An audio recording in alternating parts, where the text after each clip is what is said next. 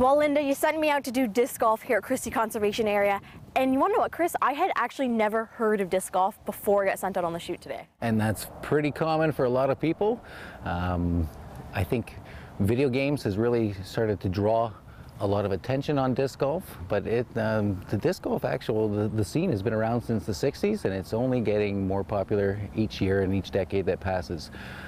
There's about 47 courses in Ontario, and wow. it's growing strong. So yeah, you will hear about it pretty soon if you're not going to be playing on a regular basis. Well, there's different types of equipment that you're going to use for disc golf rather than ball golf. So what are some of the things you're going to need in order to play? Well, basically you need a carrying device, and I've got a bag down here that holds all of my discs. You're going to need some drivers, which have a more beveled edge.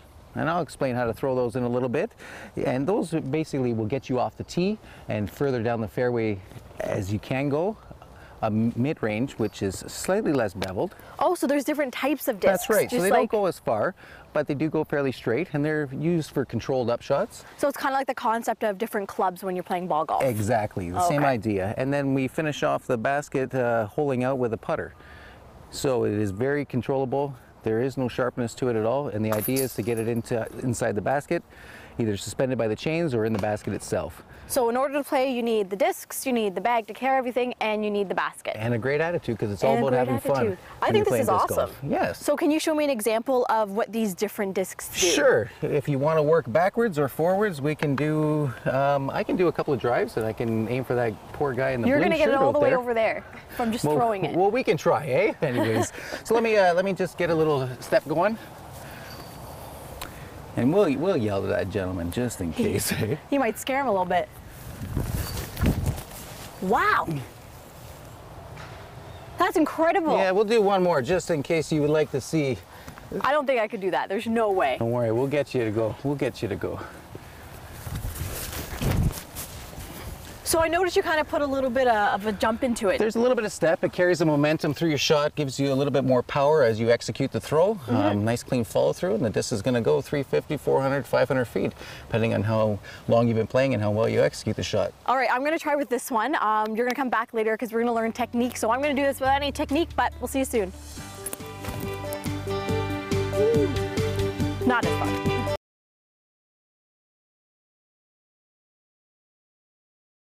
We're still here at Christie Conservation Area where I'm learning all about disc golf with Chris. So does this kind of the same concept as throwing a frisbee, let's say? It's close. Close, okay. As much fun as throwing a frisbee, but not the same technique. So generally when you're throwing a frisbee, you're using a lot of wrist action and you're just lofting the disc to your partner, throwing in a field.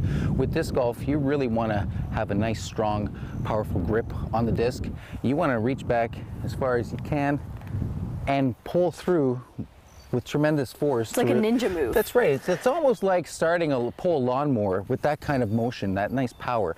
And that will generate a lot of speed for your disc to fly the 300, the 400, the 500 feet. I don't think I'm going to be able to get mine to go 300, 400, 500 feet. No, not yet, but maybe in a year or two, like my wife Helen, she's been playing for 2 years and she's getting up there in the distance, so it's excellent to see. All right, so you're going to show me the technique and then I'm going to try and copy it. Try is the key word here though, everybody. Try is good. So we'll just do a nice, I'm not going to do a big run up, but I'm going to pull back and I'm going to watch that natural disc fly right to left and finish close to its target, which is well executed. That was pretty good. You cut through that like butter. That's incredible. That was not too bad. So mine's not going to be quite as good. So I'm going to give myself a little stance here. And do I kind of wind up like this? Yep, and just pull it straight back. So like here? And pull forward. And pull forward. Across your chest. There you go. Okay, mine maybe made it about half the distance, so I still got a little bit to learn. But now that I've kind of got the technique down, where am I supposed to go and buy all this stuff? Because it's not like I go to a big box store and that's a really good question, because they don't sell these at big box stores. A lot of local parks that have courses around them will sell them at the gatehouse. There's a lot of leagues that happen throughout the week, and people will come in and do the vending. At tournaments, there's usually a tournament every single weekend in Ontario, and there's vendors that will come in with their merchandise, and you're allowed to buy discs there. Online is a great source, and I use fullflightdiscgolf.com. They're based out of St. Thomas, Ontario, and they carry the widest range of merchandise available. And so why did you really decide to get involved in disc golf? Of all sports you could be in? It's fun, it's casual, it gets me out in nature.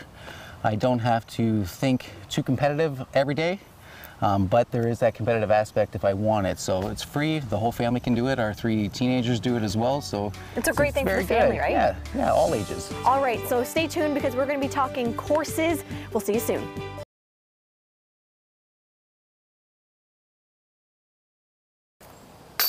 Oh, that's not too bad. That's how you finish off a hole in disc golf, is getting it in that basket, spin it off the ground. And so if people do want to come out and play around, where can they go? Are there courses in the area? Yeah, there's a lot of courses in Ontario. Right now there's currently, I think there's 45 courses, and they range everywhere from St. Thomas to Kingston, all the way up north into Midland, Christie Lake Conservation Area in the Hamilton area. So that's the closest one for us Hamiltonians to go out and play at. Perfect, and it's my personal favorite course too. Of course, it has everything you beautiful. need, a full set of washrooms, tee pads, tee signs, great course directory, and full 18 holes to play and enjoy. So with a round of golf, you usually have to phone, book a tee time, make sure you're there. Do you have to do the same thing when you come to a disc golf? Absolutely not. No, it's basically you walk on and you start playing. Courses are busy enough that you might run into some other friendly golfers, but we usually have the course all to ourselves, so it's fantastic. It's just either the cost to get into the park itself, which ranges from $9 to $15, Not bad at all. And some courses are absolutely free. Because for a round of golf, you can pay a pretty penny, right? Exactly. Membership fees, everything. It can really hurt you in the long run. And so how many people do you need to come and play a round of disc golf, and how long will a round last? You can play by yourself. You can play with family, a couple of friends. A typical round will last about an hour and a half to 2 hours, depending on the length of the course. So it's you can get a couple rounds in a day, no problem. So when I go golfing, the problem is I'm not the best golfer, so I tend to lose the ball. It gets in the water, goes in the woods. What do you do if one of your discs gets in the water, especially here at Christie? If it gets in the water and I can't see it, I cry a little bit. If I can get it, I might take off my shoes and pants and go in and get that disc, right? And so how much does this equipment cost you? They range anywhere from about $9 to $20. Some custom molds you can purchase in the upwards of $60 to $100, depending on how old they are and how valuable they are to you. So a little bit more expensive than your traditional little golf ball. Yeah, slightly. you're not buying them in a package of 3 and it only costs you $9. So, but they do wonderful things in the air. You get to watch the full flight of them.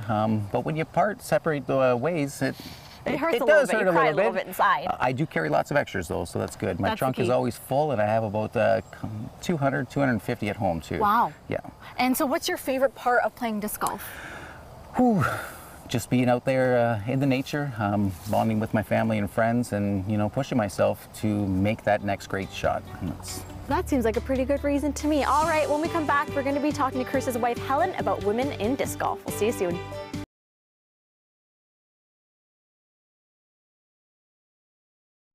Hey guys, I'm still out here at Christie Conservation Area and we're talking disc golf, but more specifically, Helen, we're talking women that play disc golf because you said that it's really a male-dominated sport. Yeah, and my goal right now is to try and engage more women into the sport.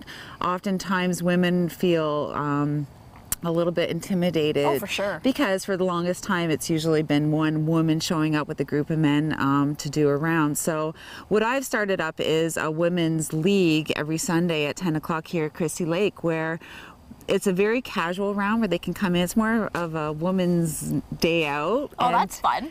We don't play for money. We do keep score, but it's very casual and there's no threat of competition at all.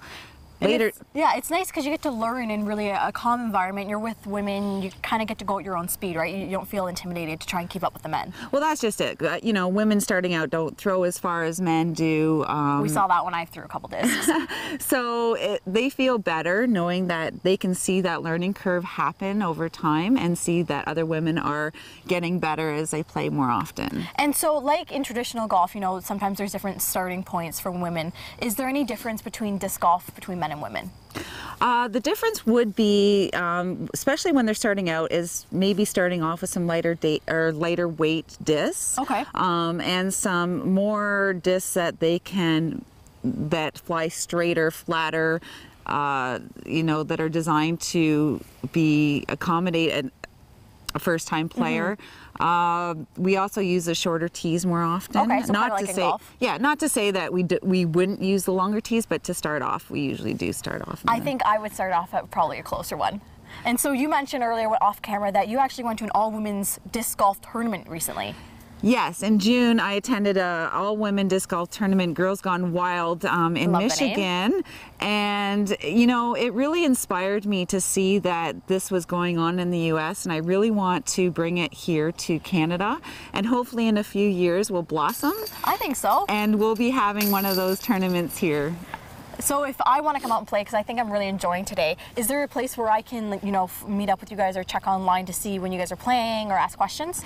Actually, yes. We have a newly formed group started up on Facebook right now. We're called the Flying Foxes. We have a cute little logo.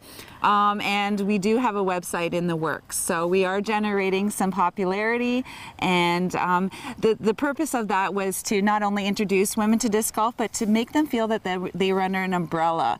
So even though they were playing individually out in different courses throughout Ontario, that if we were kind of underneath this group, that they weren't alone. I love it. To embrace that. Flying camaraderie. Foxes. Well, I think I'm definitely going to check this out. I've had an awesome time, so maybe you'll have to check it out and try for yourself. We'll see you next time.